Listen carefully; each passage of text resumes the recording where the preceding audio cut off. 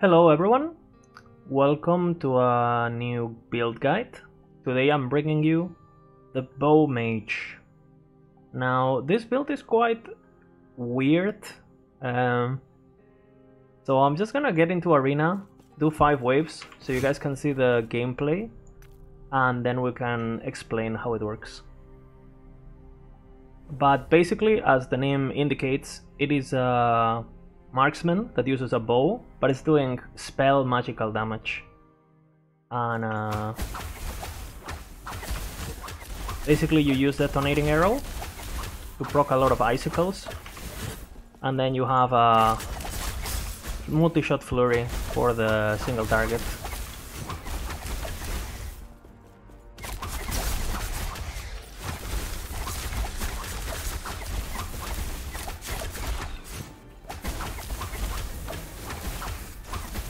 The damage is absolutely insane. I pushed 400 waves with this bad boy in the weekend tournament with this character that you're watching, and it's not even min-maxed. So yeah, it's a good build. It's pretty overpowered, and we can go over how it works now that you've seen how it plays. Let's go to the dummy so we can explain everything. So, things you're gonna need for this build: 100%.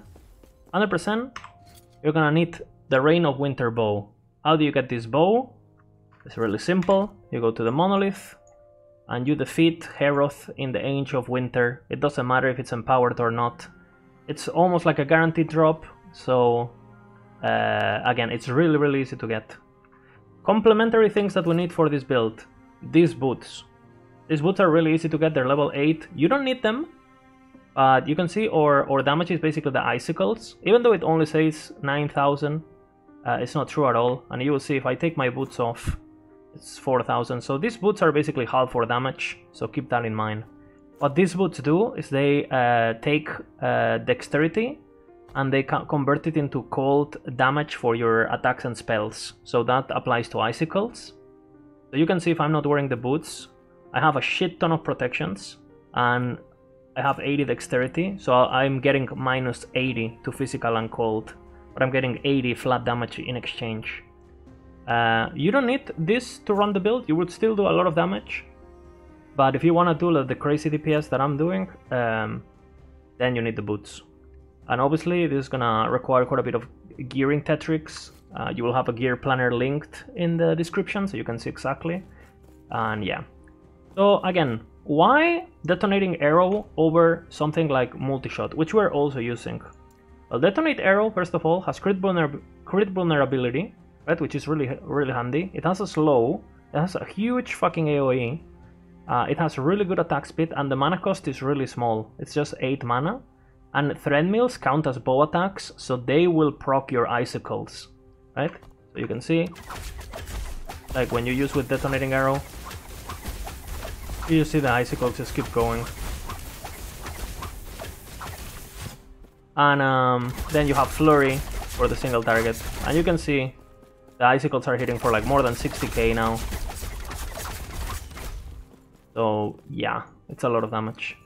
Alright, let's go over the skills.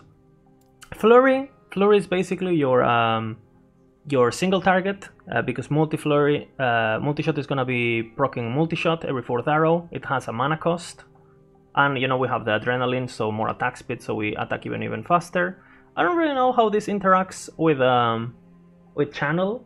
So again, I came up with this build like a day ago, so maybe there's a more efficient way to build this. Maybe this is a bit of a waste.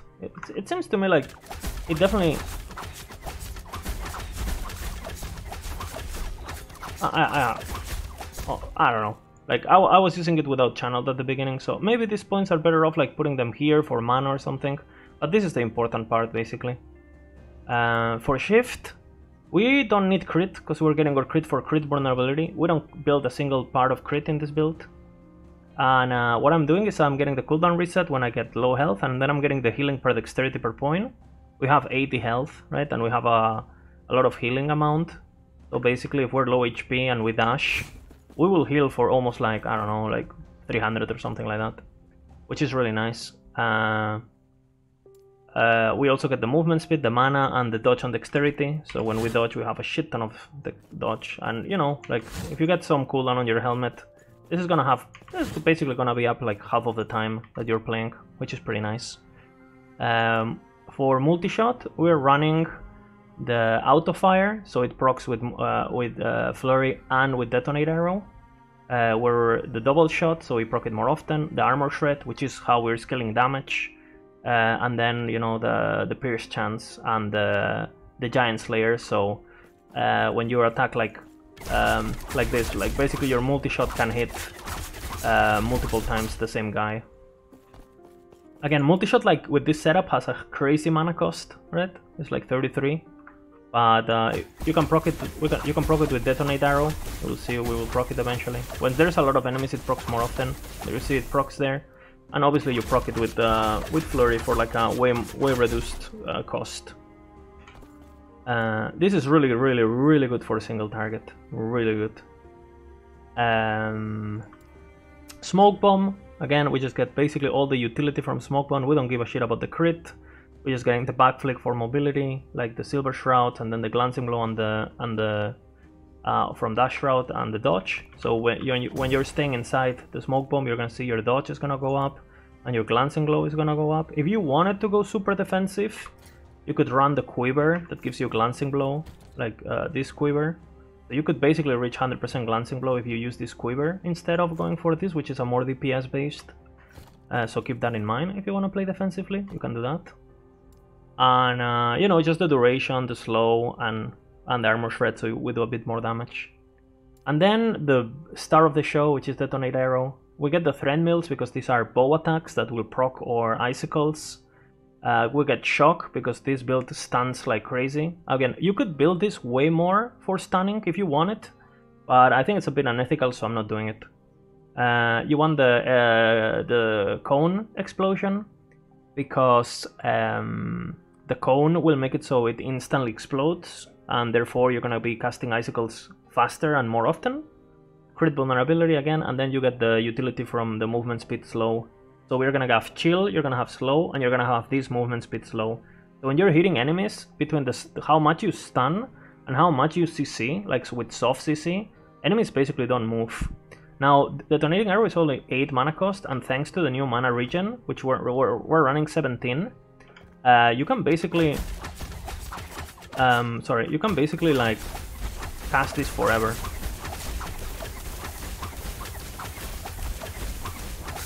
As you can see, like you don't need to use a mana generator with this build. Normally what you do is, you know, when there's a single target, you go like this, and when you want to AoE, you do like this, and that's about it. So instead of using puncture, you could use like decoy and spect, just for those iffy situations. I wasn't using decoy with my build at the moment because I was playing on a tournament where decoy was banned, but that's how I would run it. Until you have decent mana regen, I would say around 14, 15 is when it gets good. You will probably need to use like puncture, and you will need the passives that give you mana back, these passives. So, you know, if you use detonating arrow and your mana goes a bit low, then you puncture a bit to get some mana back, and then you go back at it again. But you're not gonna need this if you build properly. Alright, this is the skills or the passives. Attack speed is basically a damage multiplier for us, because the more attack speed, the more icicles, and the more icicles, the more damage. So we're gonna grab all the attack speed, we're gonna grab all the dexterity, because we get flat damage from the boots. And then, because we're not doing bow damage, we don't give a shit about bow crit, bow damage, none of that. So you're gonna see that my passives are gonna be really odd, because all of the stuff that gives you bow damage, we're not gonna grab, basically. We're gonna be grabbing like the crit chance, like we're grabbing the crit avoidance here, but we basically don't grab anything that gives us bow damage or bow crit chance or anything like that. Armor shred is gonna be a crazy way to increase our damage, because we attack so often, right, and so much, and we have so much armor shred that you know, you go like this on an enemy and you know how many hits per second you're doing, and we have like right now we have like 1,000 increased armor shred chance. You know, you're applying like, I don't know, like literally 10 stacks per hit, and you're hitting like 20 times per second or some shit. So It's pretty nuts. Like your damage ramps up like crazy. You know, the tankier the enemies are, the more armor shred you're gonna be able to apply. So your damage literally has the same killing time at wave 100 than at wave 400. So yeah, it's actually pretty crazy how this build scales damage. Crit vulnerability, again, really fucking strong. We have so many hits, right? Because we applied on hit. And we have the icicles, you know, we have the procs from multi-shot, the detonate arrow, huge area, like the thread mills, all that. So basically, like, you're gonna see that I don't have that much crit chance at all, right? Like, we're at 5% crit chance on everything, on spells, on everything. So the first time we hit, nothing crits, right? You saw it was a gray hit. But after you hit a bit, we're just critting 100% of the time. Because we have so much crit vulnerability, right? And I have no crit and I'm critting all the time. This is really nice for itemization, because this basically allows you to build full damage and mana regen, because you don't have to waste the slots on crit chance. For the gear, pretty straightforward. You want dexterity fucking everywhere, you want HP fucking everywhere, and crit multi everywhere you can. Bow attack speed if you can, chance to shred armor, chill chance. And you know, you're gonna have to kind of like jiggle around getting your defenses and getting you know, your crit avoidance. I don't have endurance at the moment because I'm SSF, and I just, you know, I was like, hey, fuck endurance, I'll, you know. So you can't get everything in a 4-day tournament. This character is like 4 days old in SSF, so here's that. But obviously you would want 60% endurance from the blessing or something, and you would want even more HP. I have a pretty nice chest piece that I got with tier 7 health. So obviously your HP is probably going to be a bit lower than this if you don't have an Exalted. And then I have some Exalteds with physical resistance, which makes... I mean, I don't really need them, right? Because my Fizz Res is a bit overcapped. You're going to need some juggling resistances here and there because of how aggressive these boots are on your resistances. And again, for idols, you want chance to shred armor on bow hit and either increased armor shred duration or increased damage while wielding a bow. Both of these are really good damage increases for you. And increased health is also a really nice prefix if you don't get the chance to shred armor on hit. You can also get like HP idols, like with increased HP if you can. For blessings, I mean, I don't have all of them yet, but you will see it in the planner. For blessings, the most important stuff, you want the lining resistance 100% from Lagon. You want the all resistances, because again, this build is really aggressive on how much physical and cold resistance you have to build on your gear. So this extra all resistance is gonna make it so it's kind of easy for you to gear for other sources of resistances. I'll give you an example. For example, my necrotic resistance, right? Right now, my necrotic resistance, I have 79, and my resistance is coming from this bone amulet, which is 38, right? This that is 15, right? And this that is 8, and then the remaining 18 is coming from the all resistance blessing. So I basically get all my necrotic resistance without building a single necrotic resistance on my gear, right? I'm just getting it from other sources. You can do the same for void resistance. You will do the same for lightning resistance with the blessing. You will do the same with fire resistance with this piece that comes with fire resistance. You're gonna see I have fire resistance here, and the remaining fire resistance is coming from the idol and from the 18 from the blessing. This is really important because it's the only way to be able to get so much Fizz resistance and so much cold resistance that you can afford the 80 dexterity. And even with Exalteds, you can get even more dexterity, right? If you had like tier 7 dexterities, you can reach up to like, I don't know, 150 dexterity, 130 or something like that. So keep that in mind. It can get pretty bonkers. Again, you want mana regen on your ring, on your belt, and on your other ring. With this mana regen alone, and the passives from the marksman tree, you're able to get like 17 mana regen.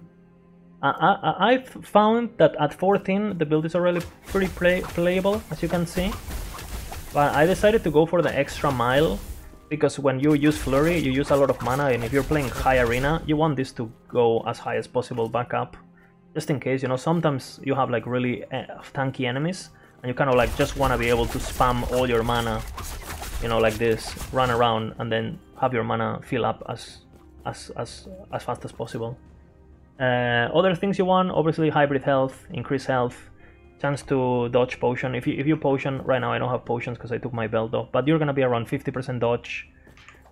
This plus, you know, plus the shroud from smoke bomb, the dash and stuff. You can have a lot of dodge without actually building too much dodge. Like I don't have a single dodge affix on my gear. I would probably go for increased dodge instead of flat health in the chest piece, but it came with it, so whatever. And we just get so much dodge just from having like 80 dexterity, so keep that in mind. As you can see, the build doesn't have that much increased damage, but this is misleading, because if you check my icicles, you're gonna see that I'm actually getting from attunement 76 and from dexterity 320, and this doesn't show on the character sheet. So I have way more than 178 increased damage, right? Obviously that's already like 400 extra that you're getting from the actual scalings of the skill, while building flat damage and building dodge. Again, I'll do like a map so you guys can see it a bit like in real action, and I'll explain some things of how you actually want to approach situations and stuff and how it works. Since the build is so fun. Let's do one map in Empowered, just so you guys can see how it clears Monolith. Random map, we're just gonna take whatever. Increase movement and damage, Enrage. We can just take Enrage, whatever, just so you guys can see it, since it's a hard modifier. Desert Canyon. It's really good on Monolith. The AoE clear is just crazy. And I know a lot of you are not interested in Arena, even though this is a really good Arena pusher. And again, the range of this icicle thing is just like insane.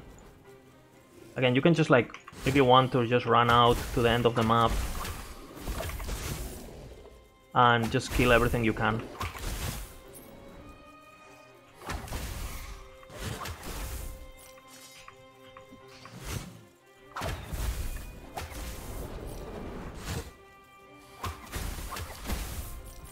Let's do that, just so you guys can see it.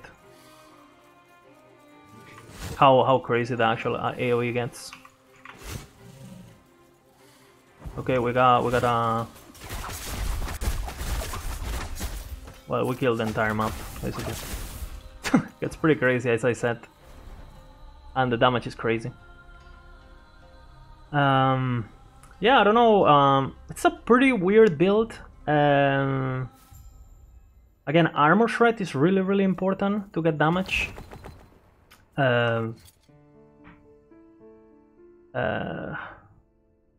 Cold Penetration, Crit Multiplier, really important.